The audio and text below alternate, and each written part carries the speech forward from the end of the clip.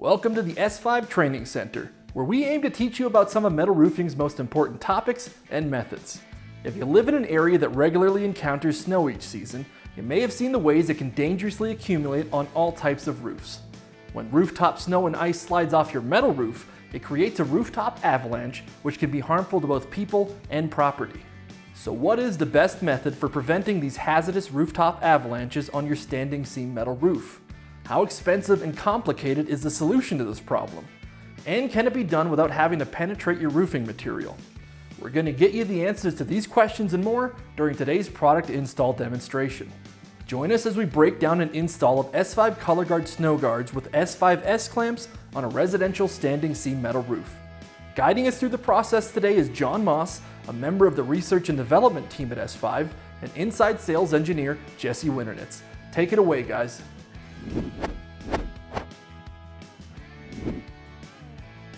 Hi everybody, and welcome to the training for installing ColorGard on standing seam. My name is John Moss. I do research and development. I wear multiple hats in this organization. I do everything from designing products to testing products to on-roof training. So I'm joined today by Jesse Winternitz. Jesse? Thanks, John. Happy to be here with everybody. Like John said, my name is Jesse. I'm S5's inside sales engineer. Been with S5 for about 3.5 years now. Let's get into the project and take a look. Today we're going to be installing ColorGard and S5S's on this northern Colorado Springs home. This is located near the foothills of Pikes Peak, so snow loads can be high. We're going to be mounting ColorGard snow retention on the north-facing portion of this roof. As you see here, it's kind of a small example of how the snow can accumulate on the roof. It could cause damage to the gutters or could even cause a life safety issue with that sidewalk there. Today we're going to be installing ColorGard, and here's some of the components of ColorGard. We're going to have a VersaClip. So this VersaClip actually slides on and allows for attaching to the ColorGard lineal bar at any position along the bar. So this accommodates a lot of different roof spacings, seam spacings, and a lot of different applications. Another component we're going to be using on this project is the Snow Clip 2. The Snow Clip 2 is a component of the system that sits in the pan of the profile and helps to collect snow that might otherwise slide beneath the crossmember. This project has a standing seam single folded metal roof, so we're going to be installing S5S clamps. This S5S standard clamp has 2 set screws, and for this application is the right clamp for this seam and also to be used with ColorGard. Here's some of the tools that you're going to need on this project. This is a Panasonic screw impact gun. So the cool thing about this impact is that it's actually programmable. So at the beginning of the job, you can calibrate it to the specified torque for the S5 clamp found in the installation instructions. This gun, it actually stops when it reaches that torque, so you can be sure to torque every set screw adequately. This gun is a fast way to get the job done. And John, where could I find one of those guns if I didn't have one? These Panasonic, they're an industrial grade gun. They only sell through dealers. S5 happens to be one of those dealers. You can get them on our website, s-5.com. Shown here is a tape measure and a standard permanent marker like a Sharpie, Marks a Lot, etc. It's not recommended to use graphite on a roof. The graphite can actually cause premature corrosion of the roof, so just keep that in mind. Shown here is a simple Mason string line. You can get these at any big box home improvement store. This is used to make sure all the clamps are in line. So the string line allows you to have a nice straight line of clamps despite any waviness that may be in the roof. So shown here, we're inserting the set screws in the clamp on the ground. This just allows us when we're on the roof not having to fiddle with the set screws. We'll talk more about this later. We're just throwing everything in a real simple tote. Just makes it easy to get on and off the roof. It's that simple. Shown here, I'm measuring from the eave of the roof. We're going 4 inches from the eave. MCA guidelines recommend that you're within a foot from the eave. We usually recommend try to get as close as possible, the closest the job will allow. So on this job, 4 inches worked with the ridge caps there, and so that's what we went with. Shown here, I'm installing the first S5S clamp on my mark and tightening the set screws. John, I see that you're alternating between set screws when you're torquing down the set screws on each clamp. Is that important to do? Yeah, it's important to tighten one of the set screws and to alternate back and forth. As you're tightening with the roof panel, the sheet metal can actually relax a little bit, so it's important to hit each of those set screws multiple times to ensure that you have that panel fully compressed with a mechanical interlock. John, I know when you were talking about torquing, you mentioned a mechanical interlock. Can you speak more to that? Can you explain what that is? Yeah, we use a round point set screw that does not damage the panel anyways, but it does deform the metal into a dimple recession on the other side of the clamp. So this creates a mechanical interlock and actually presses the roof panel and dimples it into the other side of the S5 clamp. Sure. So a slight dimple is actually favorable. You actually want that? Yeah, the slight dimple, it connects the roof to the clamp without damaging the roof. Shown here, we have our clamps installed. I'm reaching under that eave there, wrapping the string line around. I tie a loop to it, wrap it around the leading edge, the front edge of the clamp, and then we install it over to the next one. Here we're able to jump the ridge cap and actually do it all with one string. It's kind of a cool little trick there. So now that we got the string line there installed nice and straight, and we kind of eyeball it too, make sure everything's going to look all right. The gentleman on the left here, he's just setting the S5 S clamps on the standing seam. I'm starting onto the right of the frame and actually going and tightening these down. Making sure to alternate between the set screws as we're tightening as we go. John, I know you talked about how the Panasonic torque wrench can help make sure that all the set screws are reaching torque. But is there another way that we're verifying that the set screws are reaching torque, since I know that's such an important part of the installation? We recommend using a dial indicating torque wrench. We also sell these on our website. Many companies make really good ones. We don't recommend using a traditional mechanic style like a click style torque wrench, because as you're tightening that set screw, the set screw gets tight and then loosens again as the metal starts to deform. So periodically throughout this job and others, it's a predetermined interval. We recommend verifying the torque that gun is reaching with a dial indicating torque wrench. And John, I believe this is a 24 gauge steel standing seam. What torque are we trying to achieve with those set screws? Yeah, being that it's a 24 gauge steel roof, S5 recommends tightening to 130 to 150 inch-pounds. So sometimes you can have a seam that's a little bulbous and that the S5 clamp won't fit around.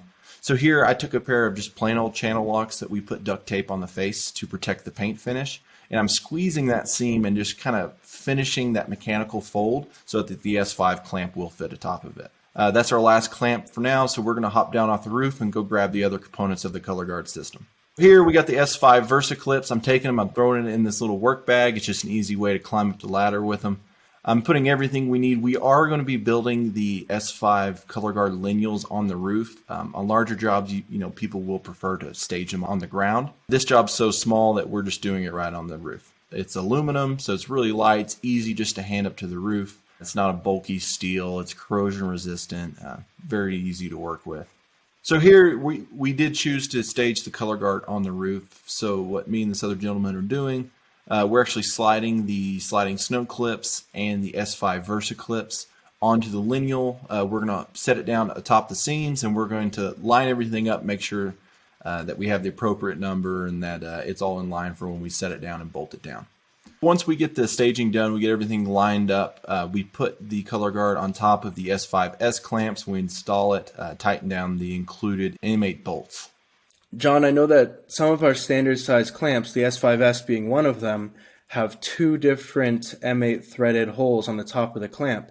And I see on this project you're attaching the bolt through the Versa clip into the upslope hole, the back hole. Is that something you always do? Is that important to do?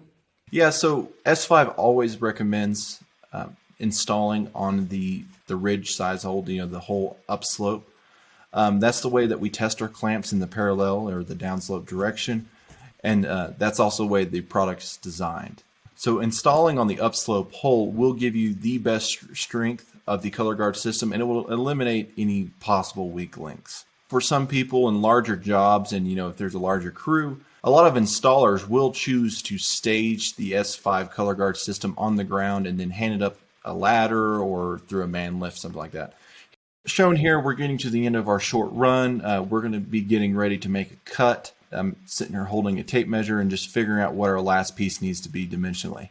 So does the crossmember always need to span two seams? Is that why you're making a cut on your second crossmember? Yeah. And so ColorGard is designed and has to install on two clamps on two seams at minimum. So what I did there is I cut the second piece a little bit shorter to make room for my last short piece to be able to span the last two seams. So here we're moving on to the other eve of this project. We're installing the first line of ColorGard, sliding, the sliding components on, making sure everything's prepped, and then tightening it down with the included M8 bolts. We got that piece laid down. We're hand threading the M8 bolts down, and then we're going down the row and tightening each of the M8 bolts. So here we are. This is our last piece. You notice on this side, I actually did not use a measuring tape.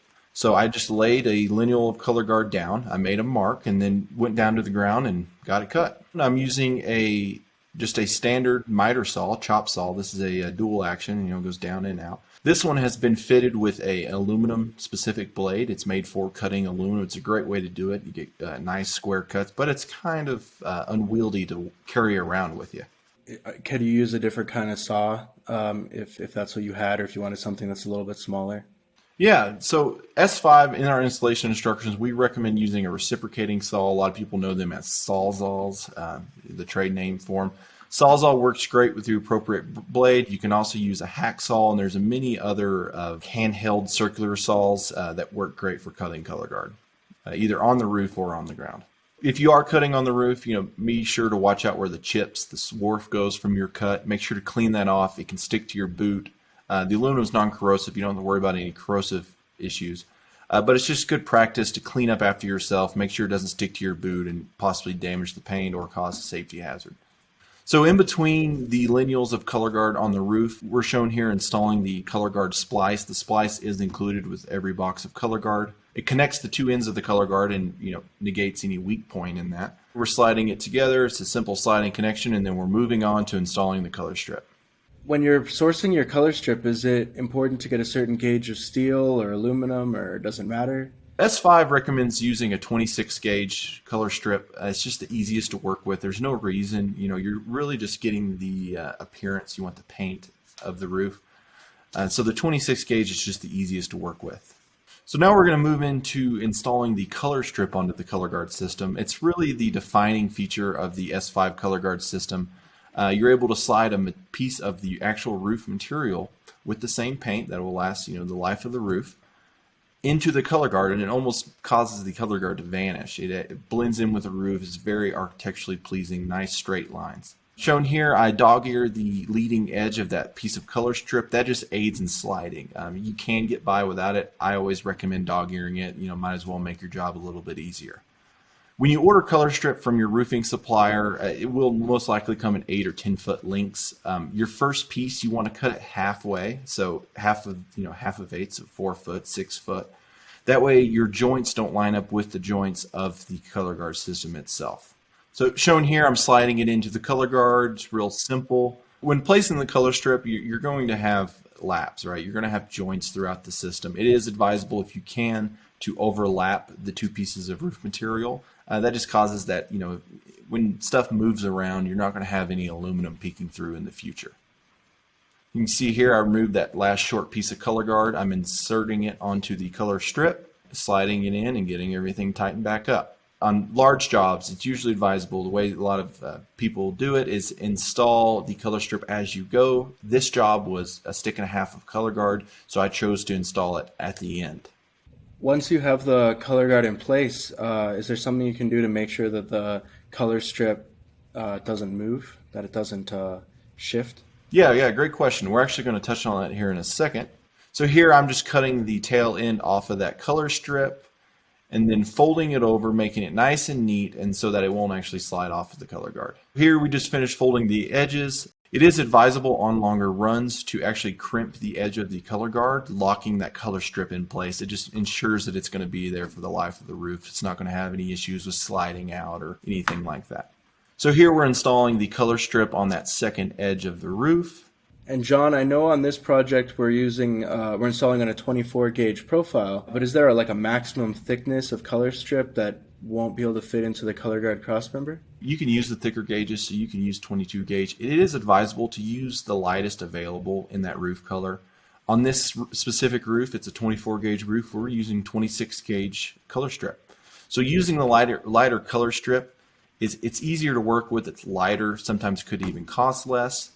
And it's just overall just more pleasant to install. If you're wrangling a 20 gauge piece of metal on a roof, it's going to be a lot different experience than a 26 gauge. So that pretty much wraps it up. This was a very short, simple, sweet job. You can see here the ColorGard is a nice, easy, clean architectural line that complements this modern home and is useful. It'll prevent snow from avalanching off the roof, damaging the gutter, falling into that sidewalk area, which can potentially be a safety concern. So that was a great project, nice and simple, a great one for a new installer or a new contractor to learn about our product and to learn what goes into it. Let's just talk about a few things that might be considered on future projects, that need to be considered on future projects. The first one, and really one of the most important ones, is selecting the right clamp. On this previous project, it was a single fold, a 1.5 inch single fold, I believe, and we used the S5S. It is very important to make sure that you are getting the right clamp for your roof. It'll fit nicer, and it's going to provide the best testing on your roof, so you can get an engineered system. S5 has some great tools for this. We have a clamp to seam tool on our website where you can look up what clamp you need based on the roof manufacturer and profile name, or if you don't know that, also on the type of seam. So that's available on our website, like I said, and you can also always reach out to our support line and ask what clamp is required for your particular project. Along with our clamp to seam tool, we have another very useful tool on our website, and that's our snow retention calculator. It's going to take all the inputs of your project. For example, the roof specifics, your seam spacing, your snow load of your roof design snow load, and roof dimensions, with a few other things. And it's going to determine how much snow retention is necessary. You might have a project where you don't need to attach a clamp on every single seam, and maybe you can skip some seams and save some installation time and some cost. Or you might find that you actually need multiple rows of snow retention. We see that sometimes on projects that have a high snow load, and it's just a great way to verify that you have an engineered system that you can stand behind and be comfortable with. Once you're done, you'll have an exact bill of materials of what you need for your project, and at that point you can take that to any of our distributors and get a quote very easily. Another key takeaway is to use a string line. A lot of times these roofs look straight, but a lot of times they're not. There is slight variance when installing the roof, and there is slight waves and bumps and ebbs and flows. So be sure to use a string line. That's just going to ensure that the ColorGard system is nice and straight. It looks great from the ground. John, I know we talked about during the video about how this is a 24 gauge roof, and we want to torque the set screws to 130 to 150 inch-pounds.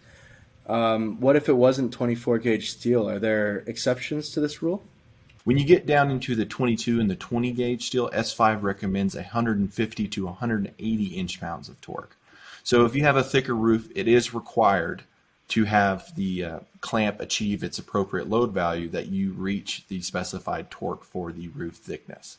On any roof material, it is so important to reach that torque spec because that's how you're going to get that mechanical interlock that we talked about earlier. That's how you're going to allow the round point set screws to create that dimple and create that mechanical connection.